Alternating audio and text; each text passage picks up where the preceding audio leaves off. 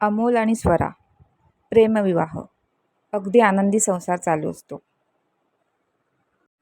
काही वर्षांनी त्यांच्या आनंदी संसारात एक छोटंसं बाळ येतं आणि त्यानंतर सगळं हळूहळू बदलायला लागतं.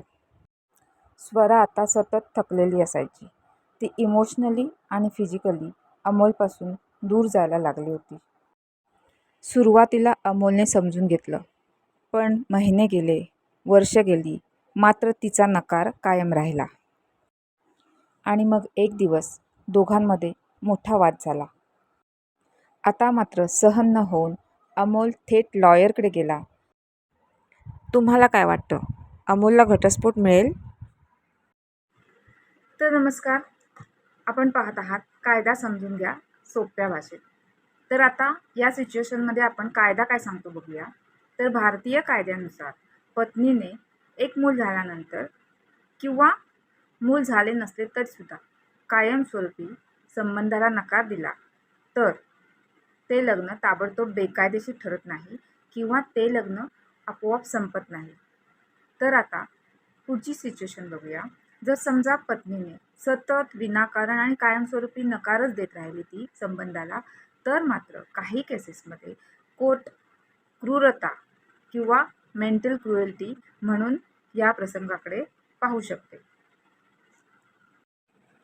आता एक गोष्ट इथे आपण पाहूया.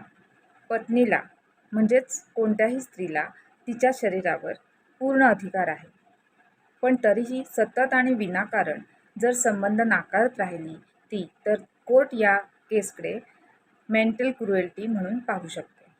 आता आपण पुढचे काही महत्त्वाचे मुद्दे बघूया. आता गंमत अशी आहे, कोर्ट फक्त नकार पाहत नाही, म्हणजे चला बाबा आता मी केस फाईल केली, ती संबंध नाकारत आहे, तर नवऱ्याला लगेच घटस्फोट, असं नाही होत. तर त्या नकारामागचं कारण कोर्ट समजून घेतं. म्हणजेच पहिल्यांदा पती पत्नींमधील संबंध, रिलेशनशिप कसे आहेत, पत्नी कोणत्या मानसिक त्रासातून जात तर नाही ना, पत्नी कोणत्या फिजिकल ट्रॉमा, मानसिक ट्रॉमा यामधून जात तर नाही आहे ना, ह्या सगळ्या सिच्युएशन कोर्ट पाहतं आणि मग तिचा नकार कोर्ट समजून घेतं. आणि त्यानंतर मग ती मेंटल क्रुएल्टी आहे की नाही, पतीवर अन्याय होतोय की नाही, याच्यावर मग पुढील केसचा निकाल अवलंबून असतो आणि मग डायव्होर्स द्यायचा की नाही हे कोर्ट ठरवतो.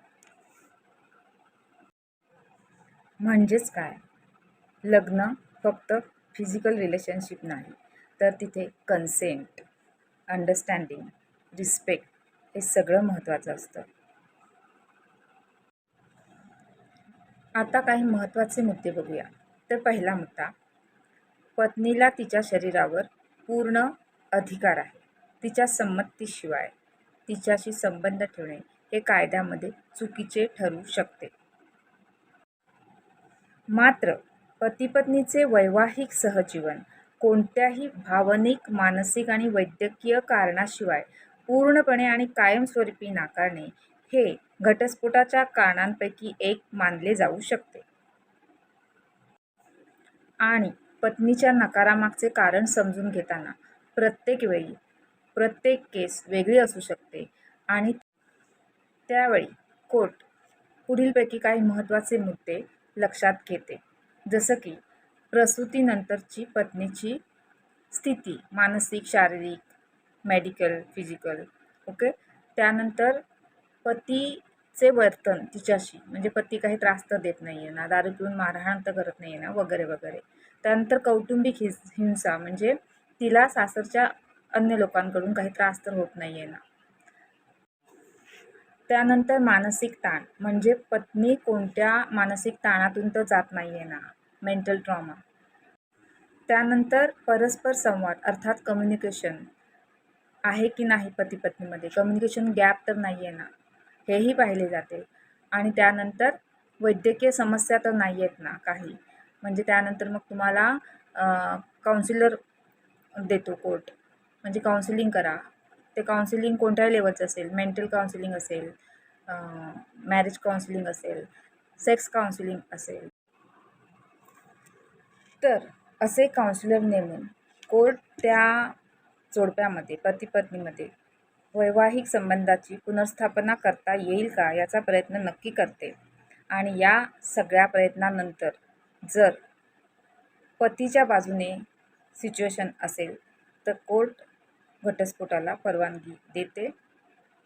मात्र घटस्फोट देताना कोर्ट पत्नीची संमती, तिचे आरोग्य, तिची परिस्थिती या गोष्टींना जरूर प्राधान्य देते. तर आता आपण एक केस बघूया, किंवा माझ्या पाहण्यातील एक नाही, दोन नाही, तर अशी अनेक उदाहरणे आहेत ज्यामध्ये पत्नीला असे वाटते की लग्न झाले, एक मूल झाले, आता संसार म्हणजे काय असतं, लग्न, मूल, वंशाचा दिवा, वारसा, झालं, संपलं. तर पत्नी या भ्रमात असते, किंवा तिचा मानसिक विचारच तसा असतो, किंवा तिच्यावर तसेच संस्कार केलेले असतात.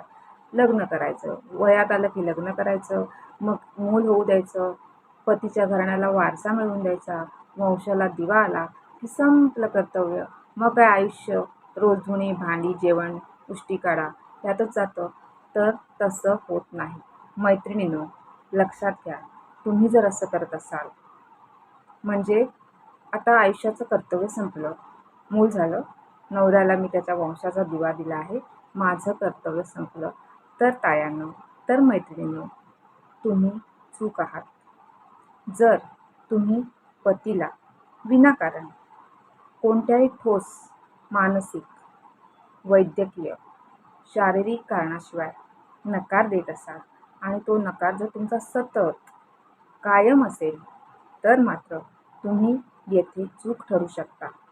येथे तुमच्या पतीला हक्क राहतो, तो तुमच्यापासून विभक्त होऊ शकतो.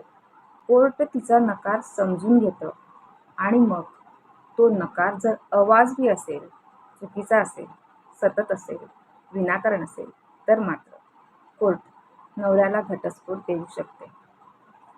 तर तायांनो, मैत्रिणींनो, जर तुम्ही अनेक कायदे महिलांच्या बाजून आहेत म्हणून तुम्ही जर असं वागत असाल तर तुम्ही चूक आहात. मी ॲडव्होकेट सारा जाळी आणि तुम्ही पाहतात कायदा समजून घ्या, लीगल इन्साइट्स विथ ॲडव्होकेट सारा जाळी. या चॅनलवर तुम्हाला कायदा, हक्क आणि डेली लाईफमध्ये उपयोगी पडणारी माहिती सोप्या भाषेत मिळेल. व्हिडिओ आवडल्यास नक्की लाईक करा, चॅनलला सबस्क्राईब करा, जेणेकरून तुमच्याकडे अशी माहिती लवकरात लवकर पोहोचेल. व्हिडिओ शेअर करा, कदाचित कोणाच्या तरी उपयोगाला पडेल. लक्षात ठेवा, हा व्हिडिओ केवळ माहिती देण्याच्या उद्देशाने बनवलेला आहे. तुमच्या स्पेसिफिक केससाठी योग्य आणि तज्ज्ञ वकिलांचा सल्ला घ्या.